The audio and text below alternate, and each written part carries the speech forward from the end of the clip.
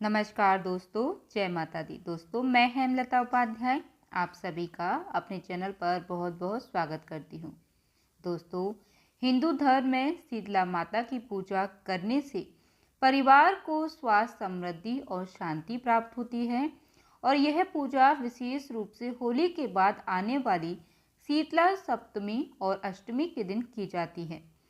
शास्त्रों के अनुसार शीतला माता की उपासना से व्यक्ति रोग मुक्त रहता है और घर परिवार में सुख शांति बनी रहती है। माता के भक्तों का विश्वास है कि उनकी पूजा से महामारी और त्वचा संबंधी रोगों से सुरक्षा मिलती है।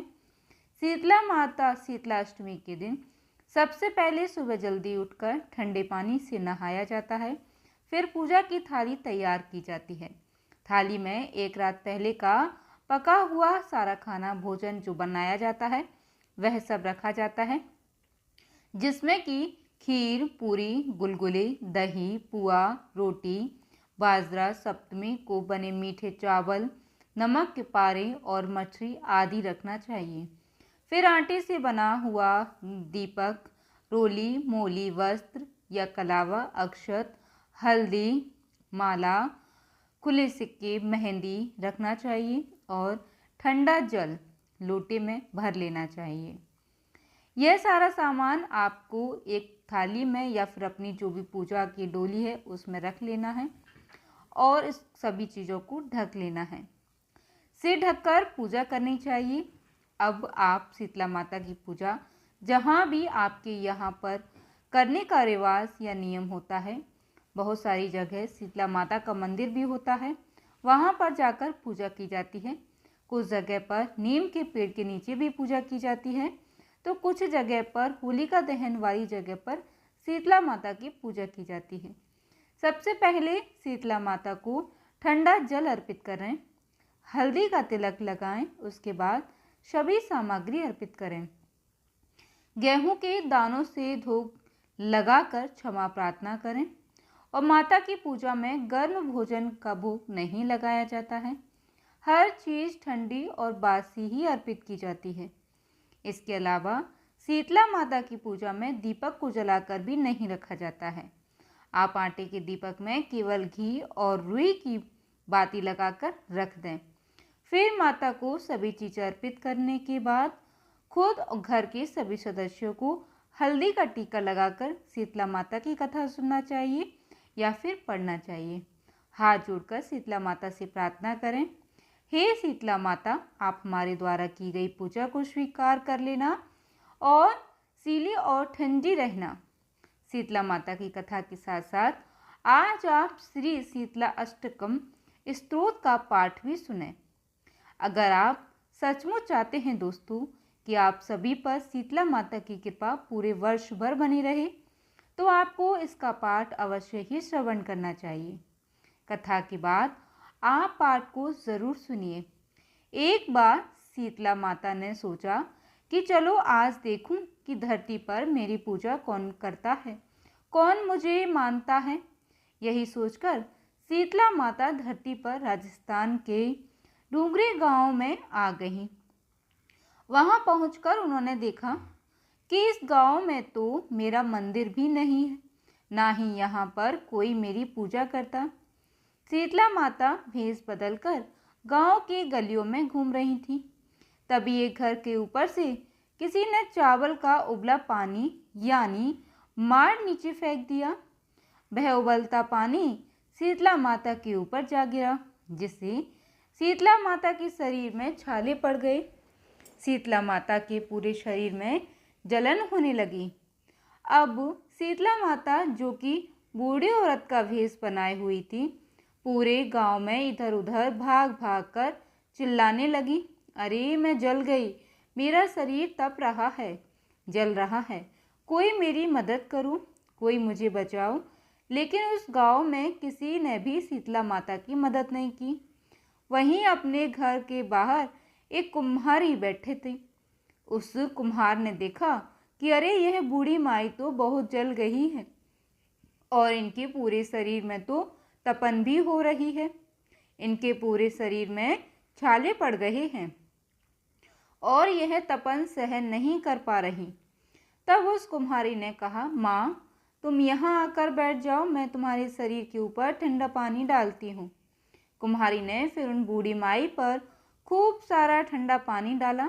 इसके बाद वह शीतला माता से बोली, माँ मेरे घर में रात की बनी हुई राबड़ी रखी है, थोड़ा सा दही भी है, तुम दही और राबड़ी खा लो। जब बूढ़ी माई ने ठंडी यानी कि ज्वार के आटे की राबड़ी और दही खाया तब उनके शरीर को बहुत ठंडक मिली। इसके थोड़ी देर बाद कुम्हार ने बोली, माँ बैठ जाओ, तुम्हारे सिर के बाल बिखरे हुए हैं, मैं तुम्हारी चोटी कूंद देती हूँ। कहकर कुम्हार माई की चोटी कूंदने के लिए उनके बालों में कंघी फिरा रही थी। अचानक कुम्हारी की नज़र बूढ़ी माई के सिर के पीछे पड़ी तो कुम्हारी ने देखा कि एक आंख बालों के अंदर छुपी हुई है। यह देखकर कुम्हारी तो डर के मारे भागने लगी। तभी उस बूढ़ी माई ने कहा, रुक जा बेटी, डर मत, मैं कोई भूत प्रेत नहीं हूँ, मैं देवी हूँ। मैं तो इस धरती पर यह देखने आई थी कि यहाँ मुझे कौन कौन मानता है, कौन कौन मेरी पूजा करता है। ऐसा कहकर माता चार भुजा वाली हीरे जवाहरात के आभूषण पहने अपने दिव्य असली रूप में प्रकट हो गई। माता के दर्शन पाकर कुम्हार सोचने लगी कि अब मैं तो बहुत गरीब हूँ, इन माता को कहाँ बिठाऊं। तब माता उसकी दशा को देखकर कहने लगी, बेटी तू किस सोच में पड़ गई। तब उस कुम्हारी ने हाथ जोड़कर आँख से उसे आंसू बहाते हुए कहा, माँ मेरे घर में तो चारों तरफ दरिद्रता बिखरी हुई है, बिठाने तक के लिए कोई चीज़ नहीं है, मैं आपको कहाँ भला बिठाऊं। मेरे घर में ना तो चौकी है ना बैठने का आसन, माँ बताओ मैं आपको कहाँ बिठाऊं। तब शीतला माता कुम्हार के मन की दशा समझ गई और प्रसन्न होकर उस कुम्हार के घर पर खड़े हुए गधे पर बैठकर एक हाथ में झाड़ू दूसरे हाथ में डलिया लेकर उन्होंने उस कुम्हार के घर की दरिद्रता को डाला। झाड़ू मारकर झाड़कर डलिया में भरकर फेंक दिया और फिर कुम्हारी से कहा, बेटी मैं तेरी सच्ची भक्ति से प्रसन्न हूँ, अब तुझे जो कुछ भी चाहिए वह वरदान तू मुझसे मांग ले। यह सुनकर वह कुमार हाथ जोड़कर बोली, माता मेरी इच्छा है कि अब आप इसी डुंगरी गांव में स्थापित होकर यहीं रहिए और जिस प्रकार आपने मेरे घर की दरिद्रता को अपनी झाड़ू से साफ करके दूर किया है, ऐसी ही आपकी जो भी होली के बाद की सप्तमी को भक्ति भाव से पूजा करके आपको ठंडा जल दही और बासी ठंडा भोजन चढ़ाए, उसके घर की दरिद्रता को साफ करना और आपकी पूजा करने वाली नर जाति का अखंड सुहाग रखना, उसकी गोद में हमेशा भरी रखना।